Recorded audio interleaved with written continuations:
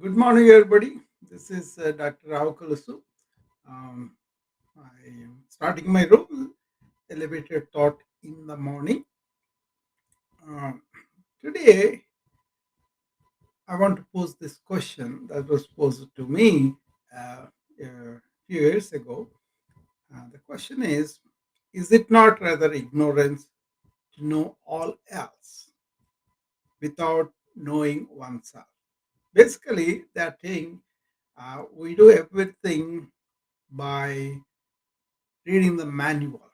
Car or an instrument, even a screwdriver, they have a manual. But we don't know the manual, which is us, right?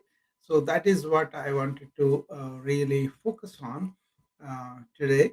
Uh, the question, again, I'm going to repeat for the people who are just joining. Is it not rather ignorance to know all else without knowing oneself? See, we know so many things in the world. We have knowledge about so many things, right? About the world, about people, about technology, about so many things that we really know, but we don't know ourselves. What does it mean? It means that we don't know why we react the way we react.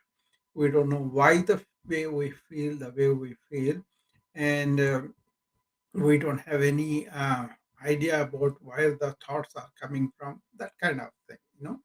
Are we this persona that we have built up? Are we these roles that we are playing? Are we this uh, uh, commitments or compulsions, whatever that we think that we are, uh, us, but it is something deeper than that persona, that egoic structure, or the thoughts or emotions, all that conglomeration, right? So without knowing that and letting go in life without any reins, without any direction, without any understanding of who we are, we set up having an education, fine. We set up knowing ourselves in so many um, ways that we want to understand the world according to that theory, this theory, or according to this person's conclusions, this leader's opinion, that kind of thing, right? So, do we really know our inner being as it is, and then understand the mind coming from it and the body that we have? So, if we understand that we are something more than just this body mind complex, I think things change much more. Okay, outwardly we always um, allow ourselves to go and get the um, inputs from the sensory, from memory, or from imagination. We kind of feed ourselves, right? And then we kind of think that structure is us. But if you really feel it, everybody subconsciously, unconsciously has this yearning to know who I am, what I want in life, where I am going. That kind of yearning is there. I call that more like a spiritual yearning, not like worshipping gods to fulfill our needs, but you know, uh, really get in touch with our real self, our real human self, our true self. That kind of thing is not there. We may be scientists, we may be doctors, we may be anything, IT person or any other profession. We have aptitude and efficiency in that profession, but when you go out there, we are like a helpless, limited, and really feeling and hurting, or any of those human qualities we say that is being human. Actually, I would say being the limited self of ours rather than going into the potential of what we could be as human beings, and that is what is shown by a lot of practices all over the world from ancient times when people really wanted to find out who they are. Actually, that was their purpose, and they said that is the purpose of the human being too, because other animals and all don't have this capacity to really reflect on things, to really look at themselves, what's going on within. So, having been born as a human being, it is your duty to find out who you are and then come from there. Otherwise, everything else is ignored. That is their point of view. That's why they developed all the systems that they have developed. And the body and mind and the thought and the ego, they are all our instruments. So you don't want to hug refrigerator because the refrigerator is a thing and you say this is what it is. No, what does the refrigerator stand for? It stands for keeping the things cold so that they will last longer. So that function is important for us. Otherwise, if you just really love my refrigerator, that's what we do when we hug our body mind complex or our inner egoic structure. We are hugging that instrument rather than really understanding what's its role. So, in that sense, you can see this. You can see scientists or doctors or engineers also showing this vulnerability that they are having this limited thinking, limited understanding about life. Right? Limited in the sense we could say, I am so and so. I belong to this country, or I'm so I belong to this religion. I am so and so I belong to this particular society, or I'm so I belong to this gender only. That kind of thing. And also, I'm separate from everything else.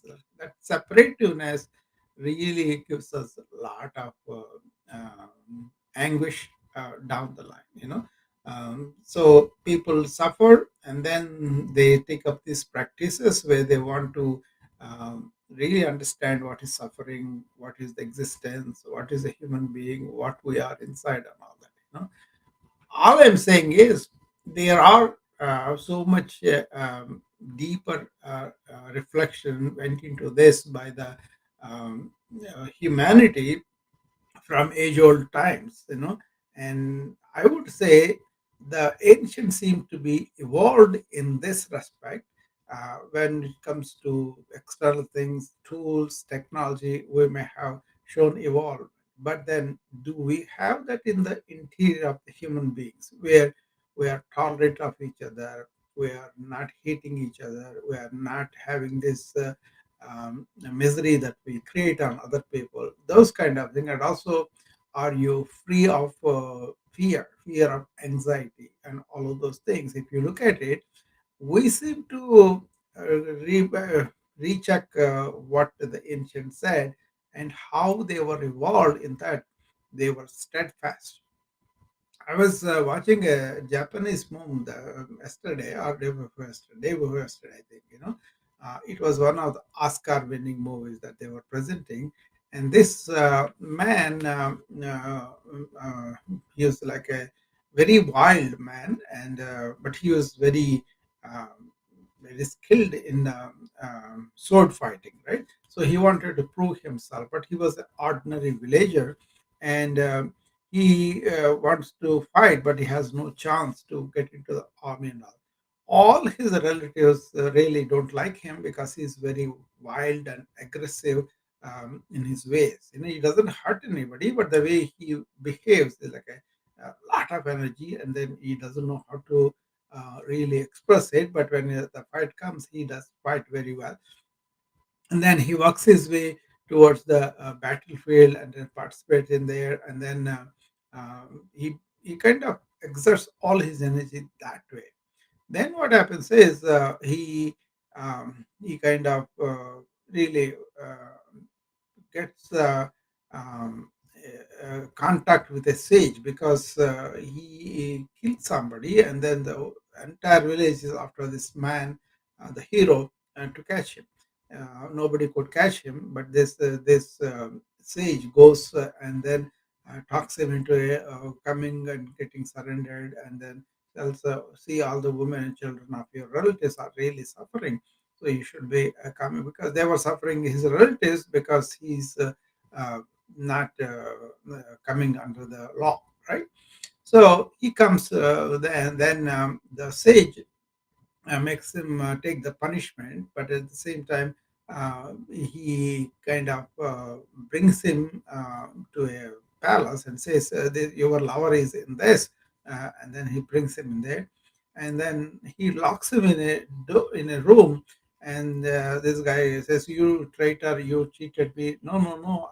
What I want you to do is, I have this wise books, the books that were written by wise people. They're all there. You're going to be staying there for a few weeks, and then you're going to study all of them and absorb." And then this man is forced to read those wise books, and he does.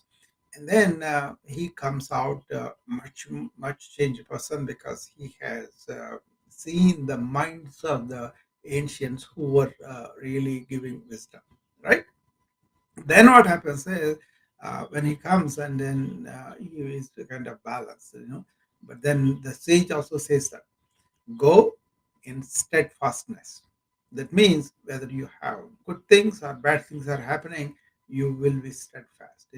That is the status that ancient India also talked about. It's called sthita pragnata. That is steadfastness during the times of prosperity, or during the times of adversity. You maintain the same equanimity, equanimous, all the time, right? Uh, are we that? The modern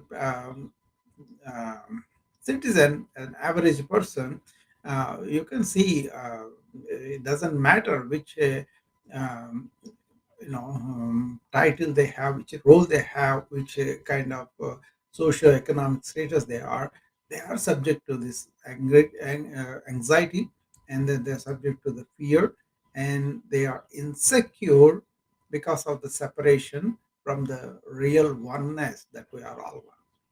How many people can really say, I feel that oneness and I live in that oneness? That's what I'm talking about. If you know that you are with everybody else are one, you and the ant and the animal and plant and the other human are all in one consciousness, and how secure you are. You kind of liberated all the ways that we have developed in our mind, and then really stay in that enormous consciousness where you are all one. That kind of unity, that kind of oneness is the one real security. Otherwise, everything is like a separative. You go for a political system, you go for a religious organization, you go for so many different associations we create, right? But then one against the other creates the insecurity too. So that separativeness is breeding insecurity too. So to understand all this, you cannot really read out there, but you have to see in yourself, in the reaction to the life, what is happening within you. And well, by studying that, that is the self knowledge they talk about. Very few people pay real value for that. That's what I'm talking about. So you thought that however much you have, scientific or otherwise, knowledge you have, you still will go through the life with this anxious, limited, fearful, insecure person, okay, or being. We don't have to say personhood, because the persona itself is the one which separates from the oneness, and then gives you this feeling of, I want to have to belong to this group, otherwise I won't be secure. What is it that's making us like that? Is that mind, the thoughts, the egoic structure.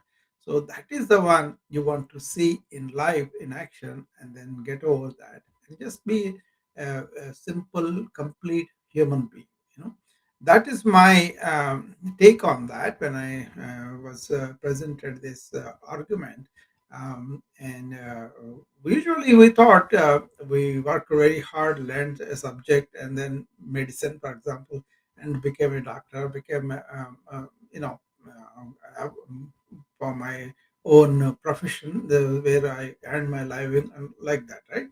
And then you find the limitations in that too, because you find a lot of illnesses that are not being treated by the science, and then they're still going on. People just live and then suffer, and then complications and that.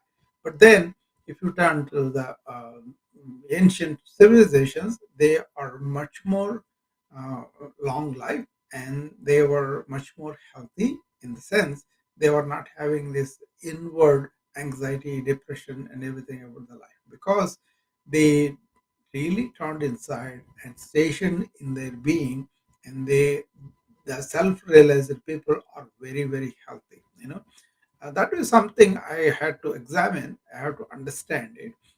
When you really understand it, you yourself can see if you are non-reactive, responding to things, if you are really down to earth human being, and you don't have any hang-ups about yourself, you don't have any opinions about yourself, and you don't put yourself either inferior or superior to people, how steady you are inside, you can see yourself.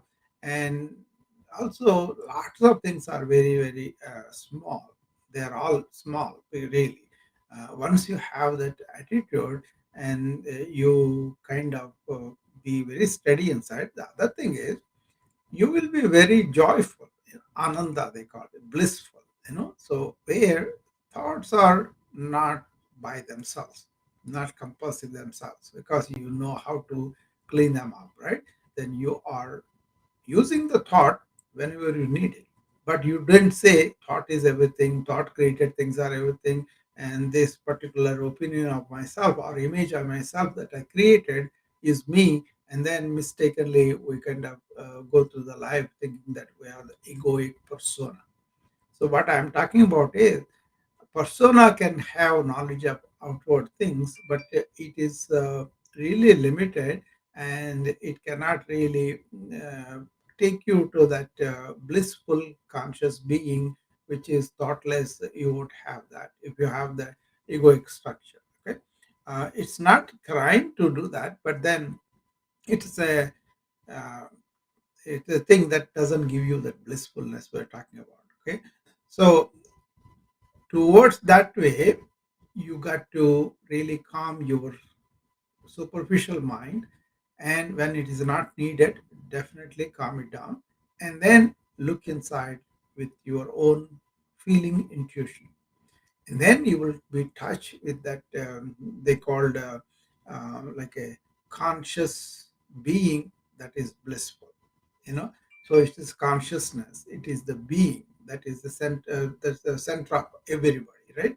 And once you are in touch with that, even for a few seconds a day, you will see the enormous release of energy, because otherwise you are wind up in the thoughts and emotions, so you don't want to go through that. And then that's why if you look at the sages, any culture, they are calm to begin with.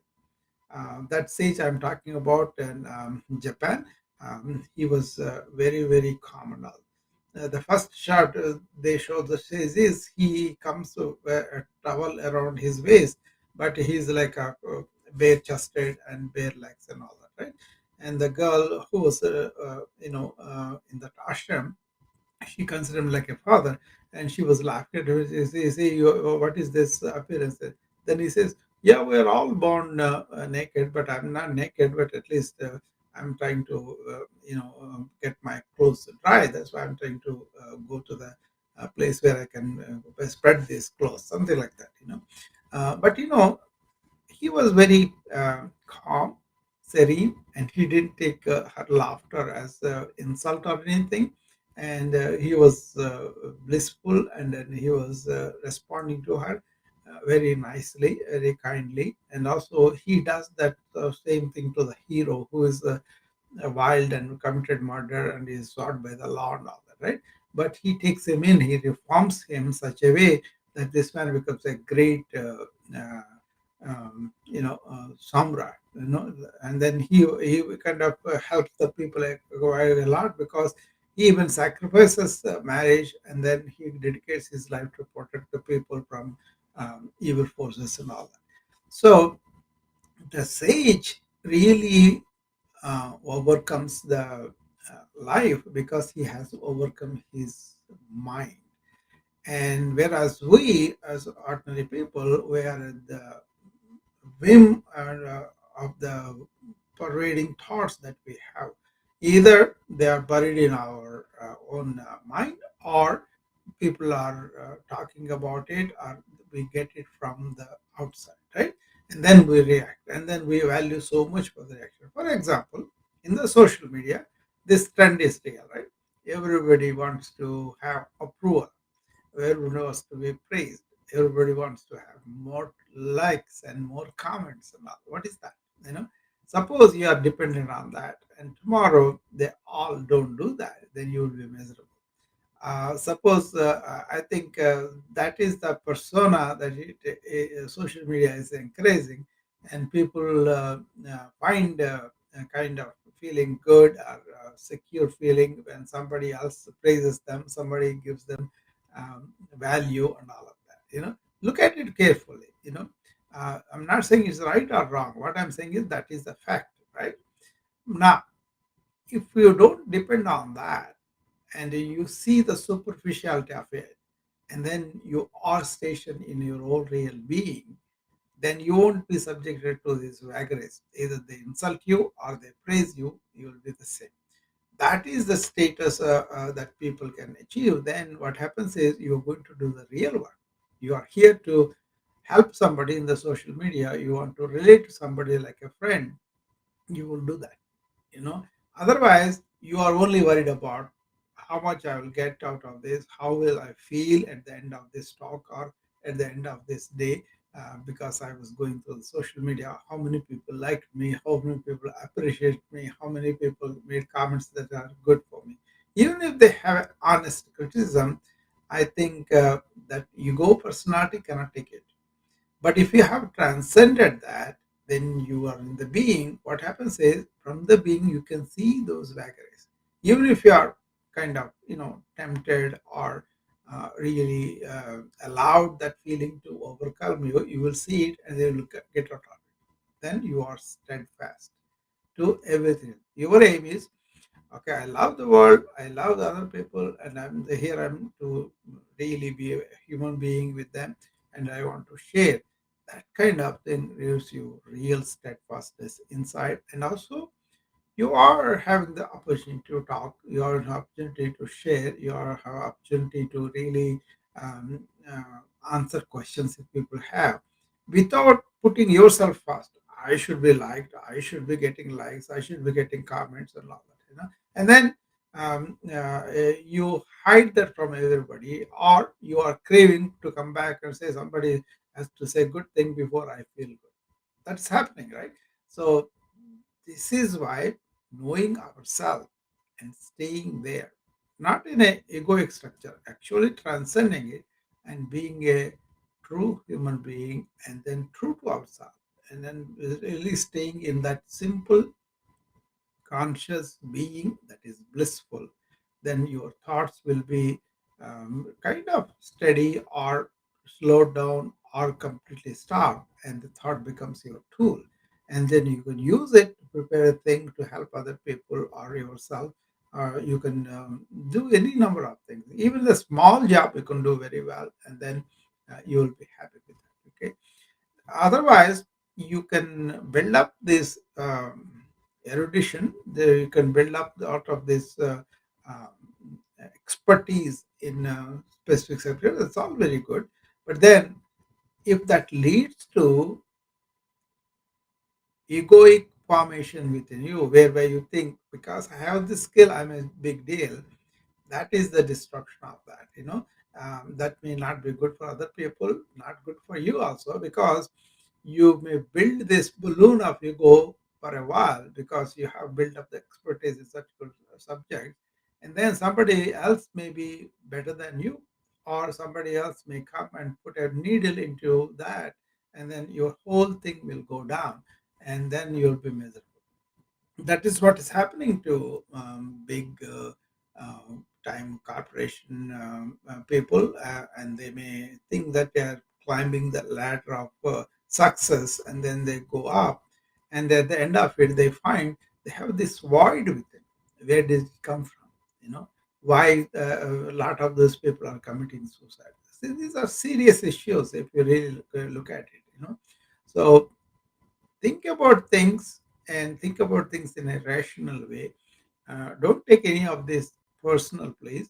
I'm not delivering any opinion. I'm just talking about human condition as I'm understanding it and present it to you. But one thing is, as I'm understanding it, I look myself within. That is the primary thing that I do.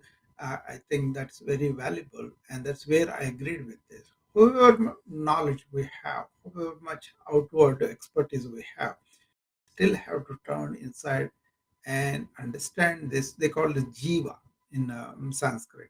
Understand this egoic mind body complex thing, and then thinking that is us, like a refrigerator is us, and allow refrigerator as a function.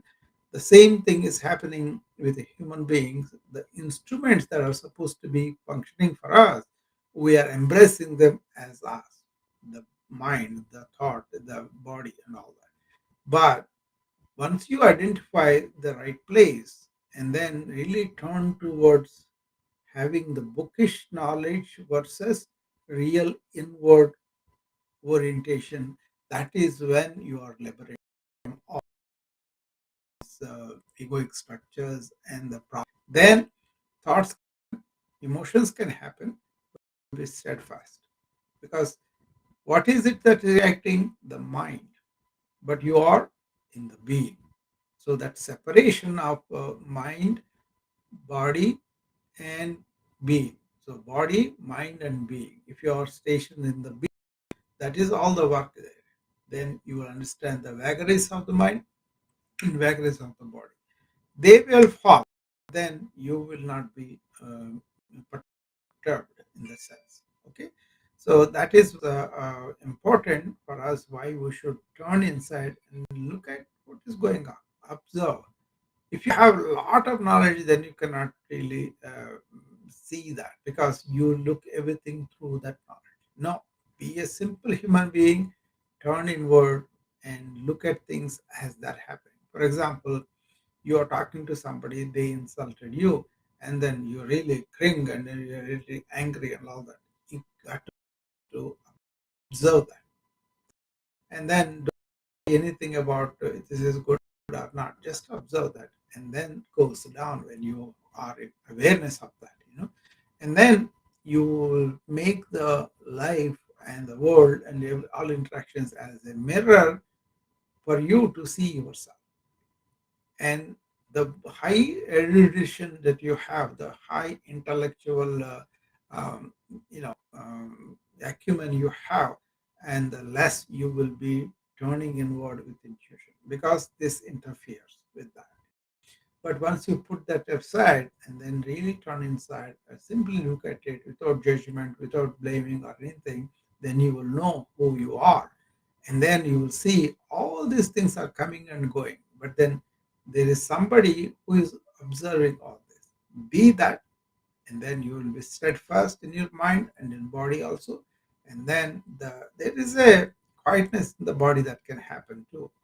There's a quietness that happens in the mind also, but there's a quietness that is there all the time. That the silence is our real nature. Peace is our real nature.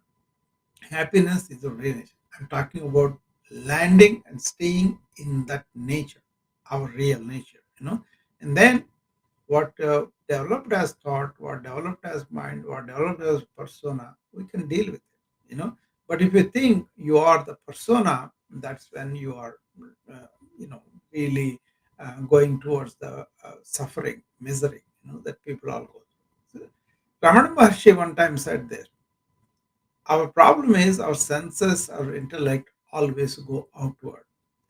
That's why we are miserable, But if you can really turn inward with intuition, then you will discover that Satchit Anand, they call it, right? And that is there.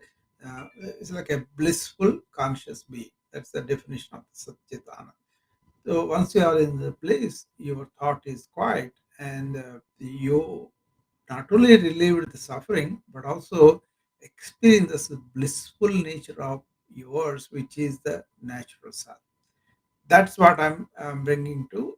Can you turn towards that and then really stay in that? If you can stay in that being and you mind and body for the welfare of yourself and others, that is where everything looks beautiful for a human being. It's a tall order. I'm not saying that we are at their place or anything, but it is something to really consider. And also look at your social media involvement, what is going on. That itself will help you to really see yourself as you are. You don't have to blame or compare or do anything, but then look at the fact. Are you able to look at the fact, or you say, oh, this is all nonsense, I'm not like that.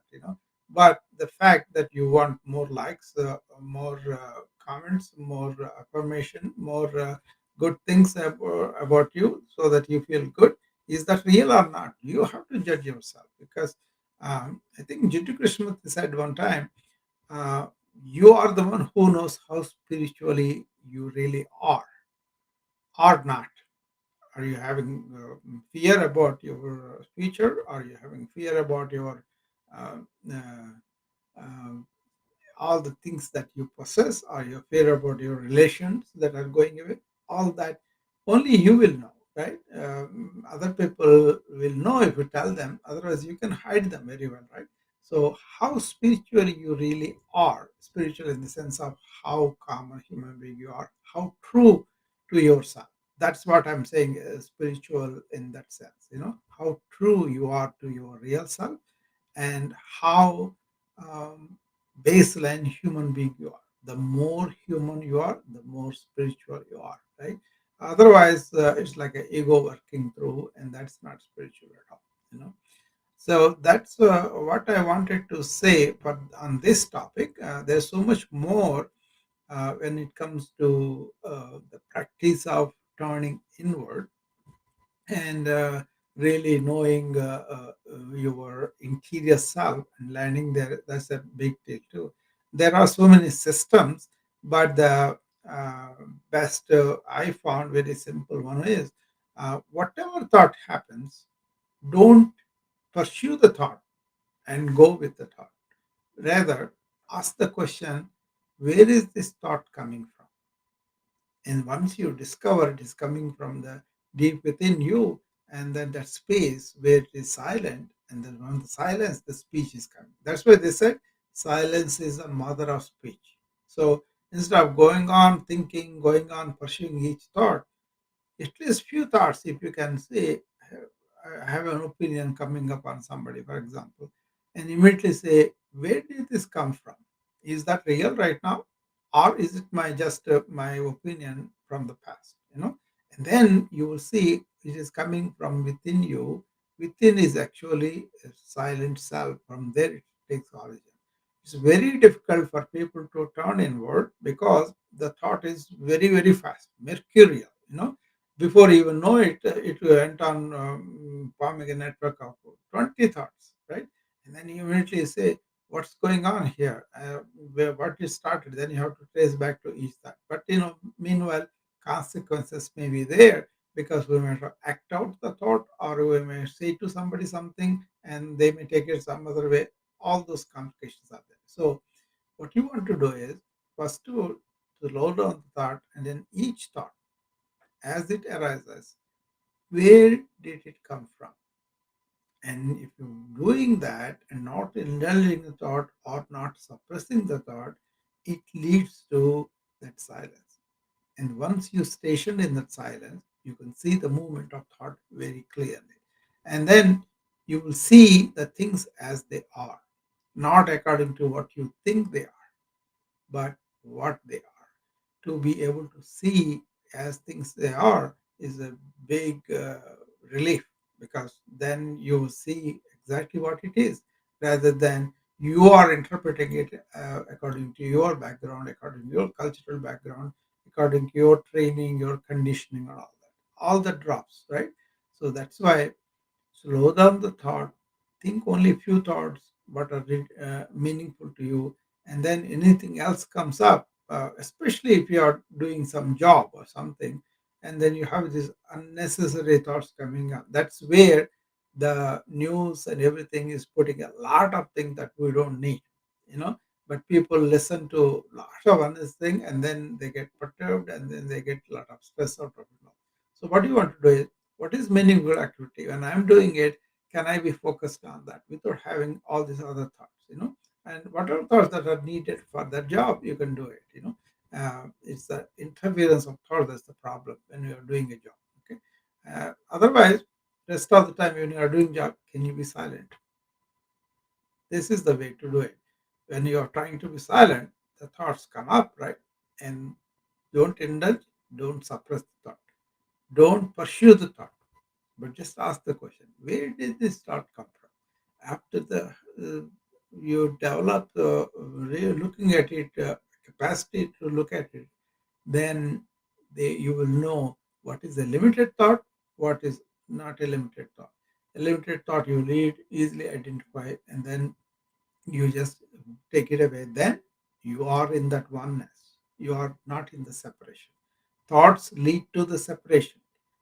If you identify yourself as only a particular country, then you are really separating yourself from other countries, right? You can say I'm patriotic, that's why I'm feeling, and all, but the fact is you are separating yourself from the rest of the humanity, and that is our problem. That's why we remain divided. We remain having these wars all the time. We remain having this, even personal marriages, divorces, and all that happen because of that ego, right? Lots of times it is that, you know, people don't really think, this deep, and then want to really understand themselves. You know, that's why I have to bring this as a presentation, as something for you all to consider, not to follow, but to think about it, and then look at it, and look at it as a tool to, as a mirror of yourself, and then decide whatever you want to do.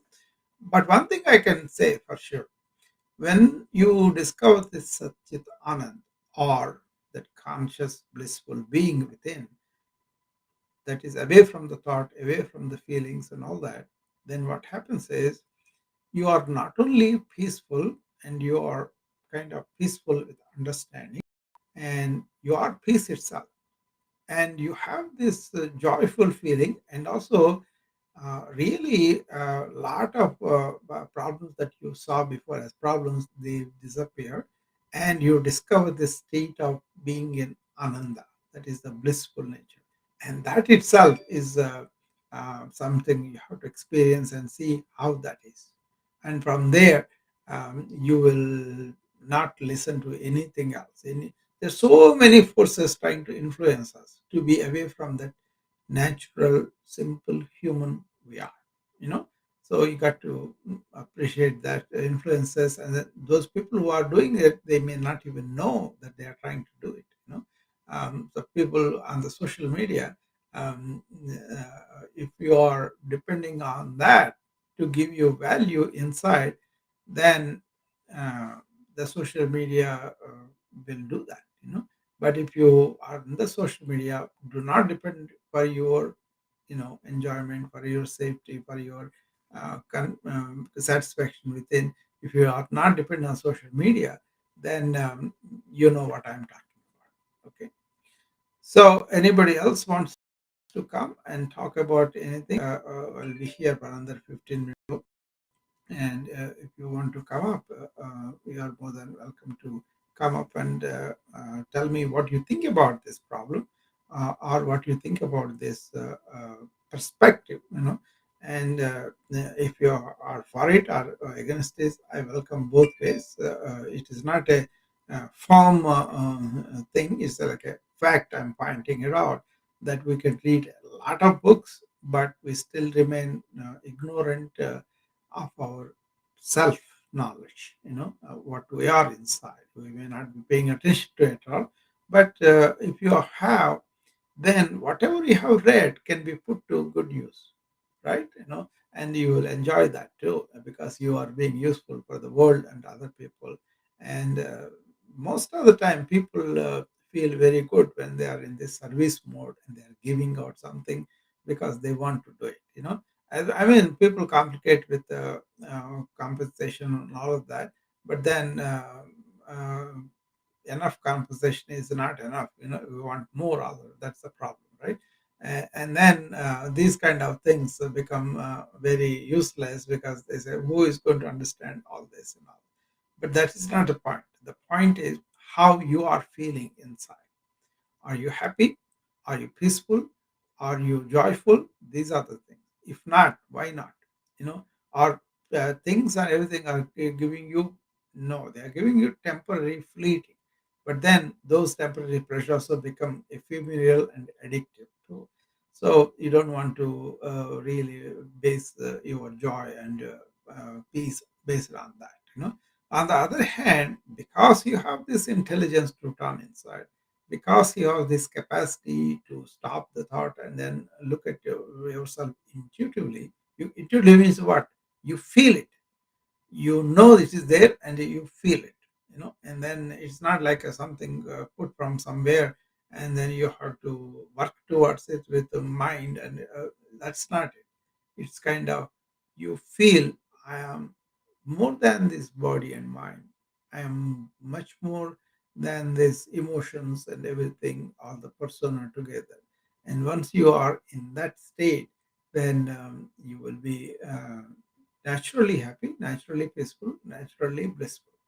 So that's not a lure, that's not a corrupt thing to put it, but it's a state of fact that once you really calm your mind and turn inside yourself, then you will realize there's much more to me than what I'm really thinking about or conditioned about.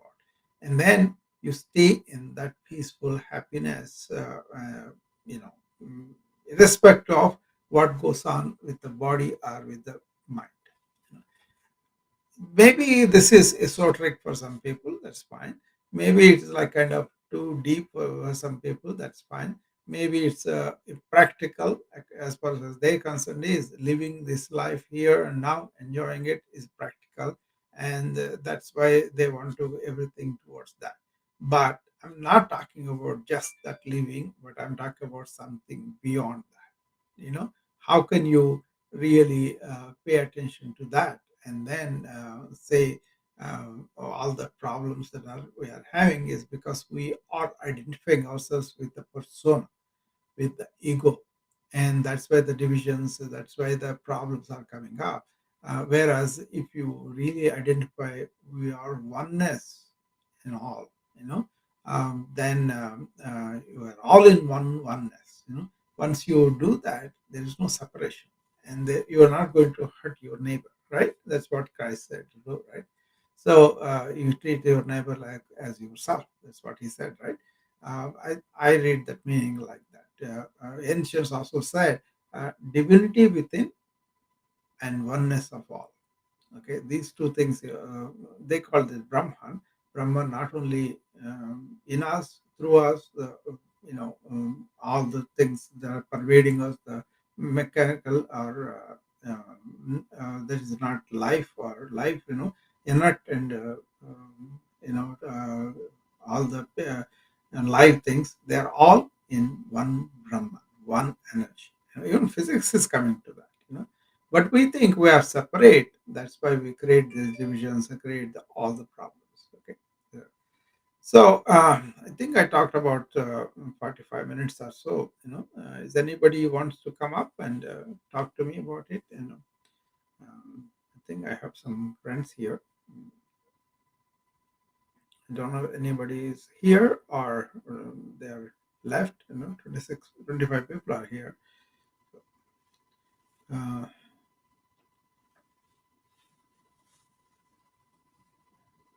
so this is a topic that needs to be um, really personalized by everybody. It's not like a something I'm telling you how to take it. You can examine it yourself and let me know if you have any questions on this, or if you want to have talks with me personally. You're always welcome. There's somebody coming up finally. Let's see. Ah, Sanya.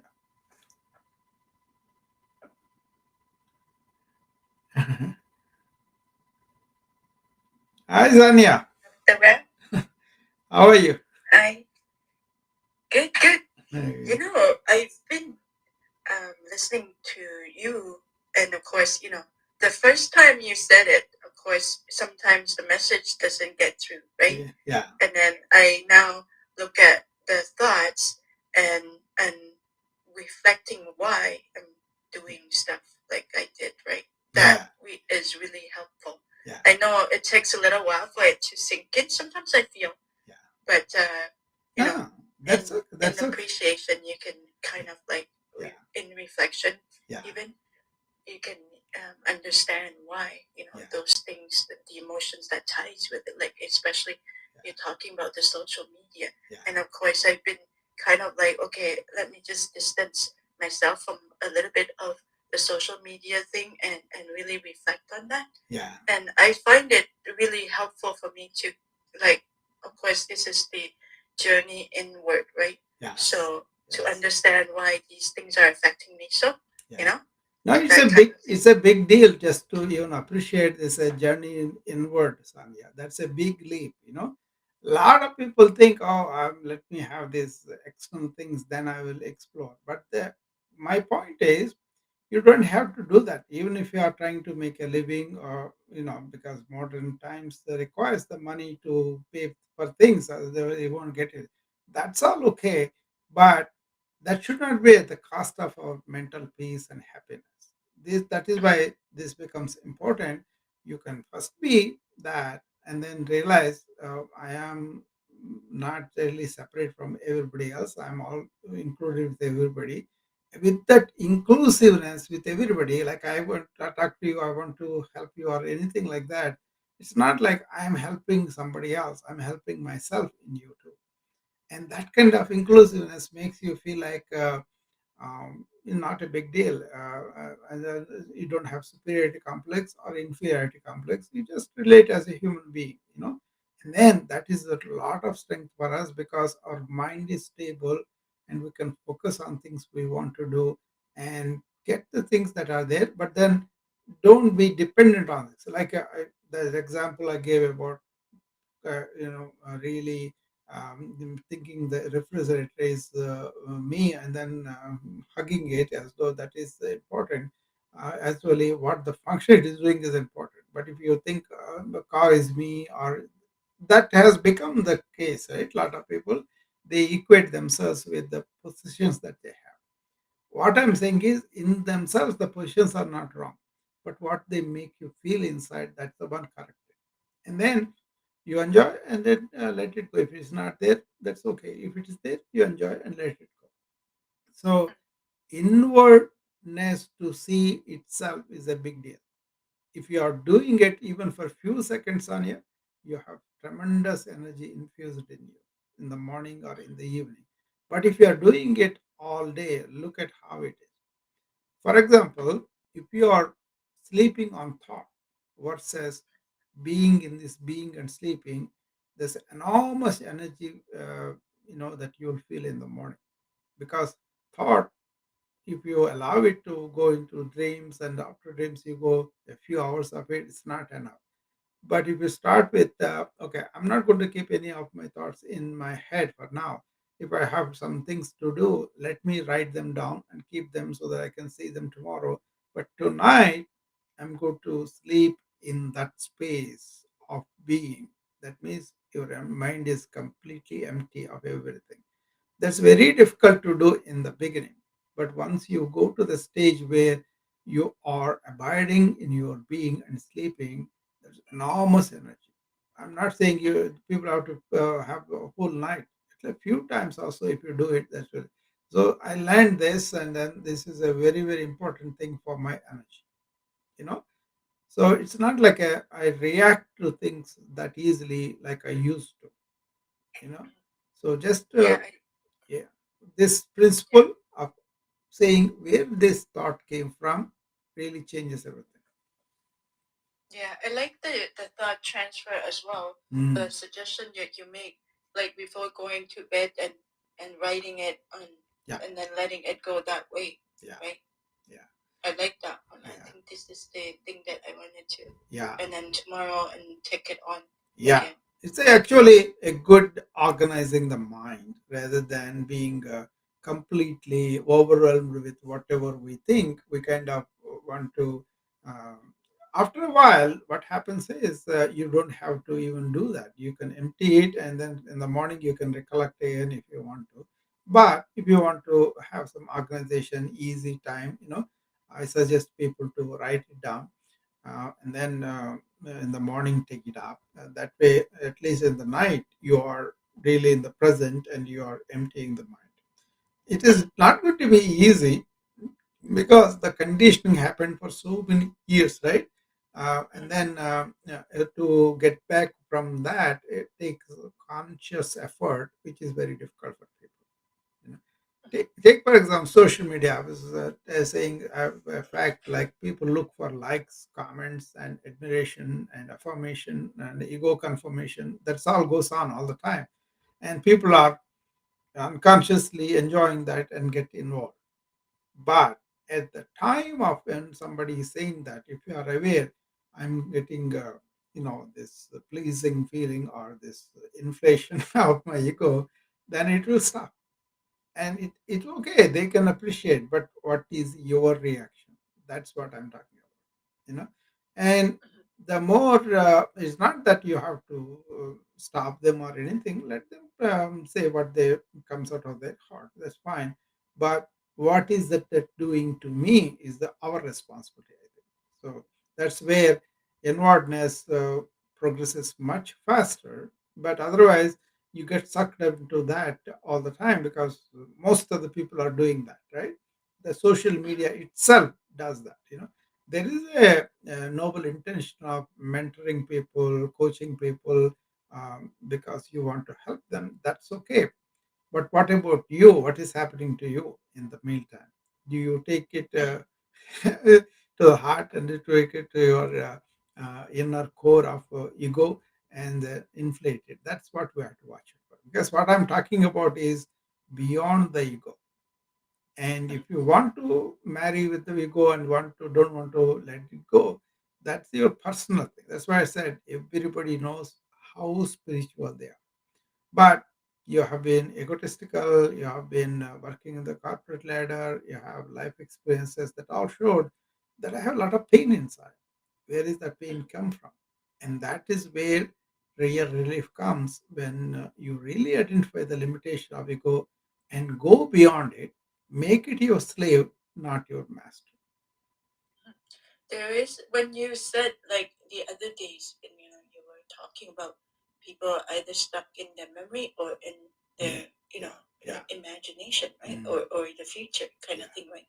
So the past or the present, but mm, um, I, the future one is quite interesting to me, right? mm, mm, Because I didn't really think about that, you know. mm, But I understand the memories, but I didn't understand when people are stuck on yeah, the future thing, which is also, a different kind of yeah. thinking, right?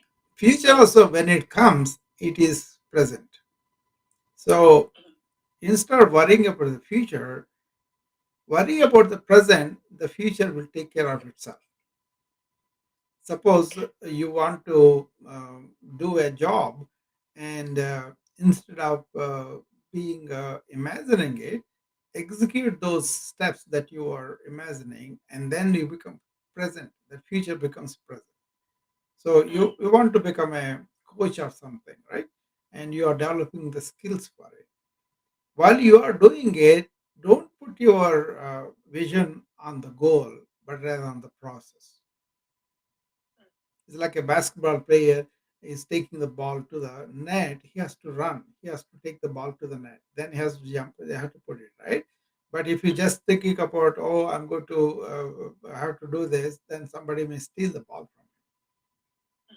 So that's how you have to protect the ball. You have to take the ball. You have to jump up and then put it on the shoot it into the basket, right? All those tasks, when you are doing it, if you are completely attentive, then your goal of winning the game happens because you're scoring all the time. So you can So imagine a goal, yeah. but don't stay in the goal. Towards the goal, what did you what are to do? You be present in that. You can come back, Sonia. Nobody's waiting.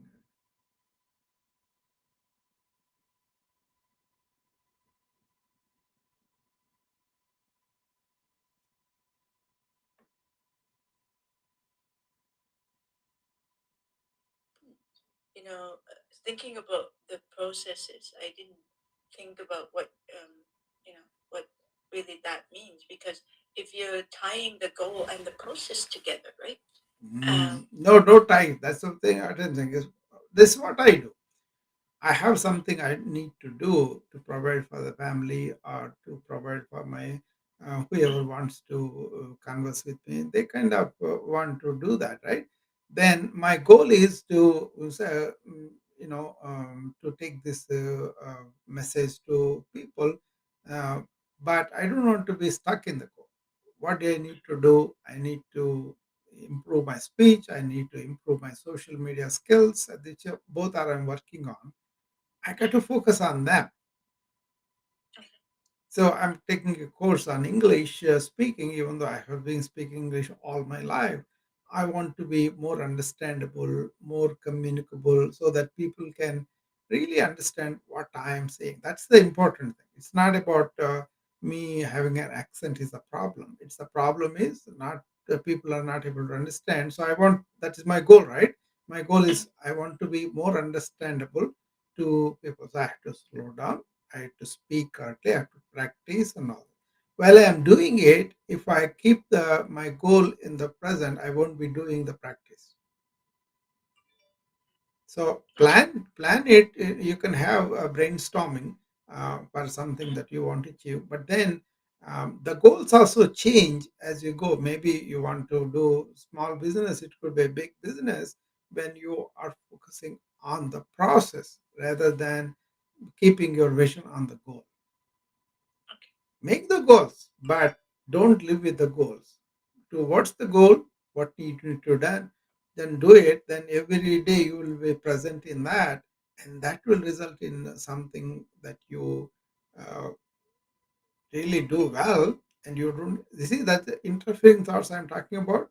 Either you are comparing yourself from the past, oh, I did so well before, I did not do that, or you are focusing on the goal into the future, but not on what is on your hand.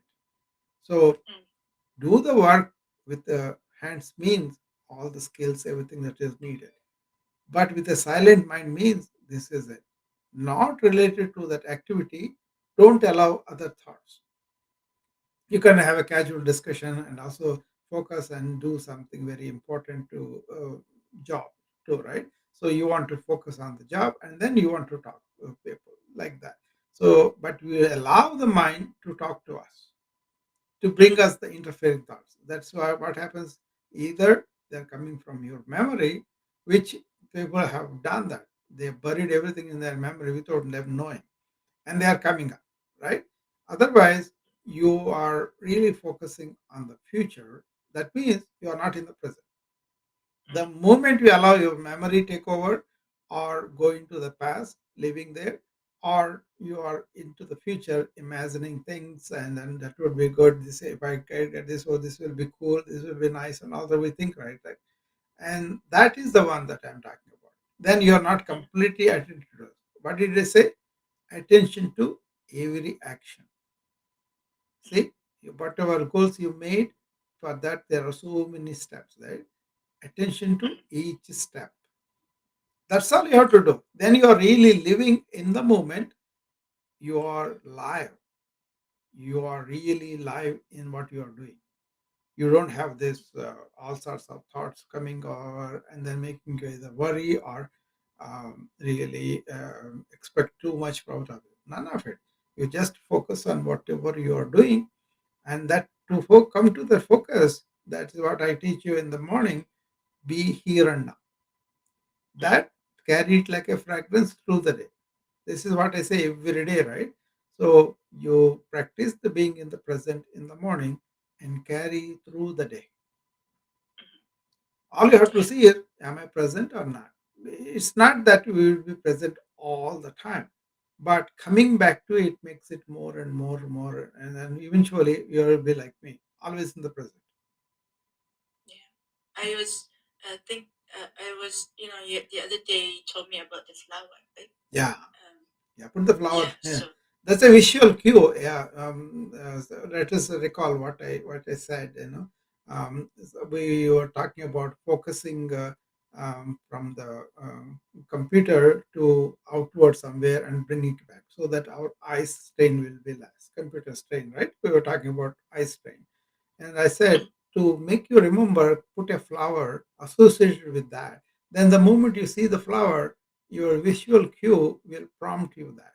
This is like a clustering technique, where you don't allow the mind. These are things we have to do because these are all new.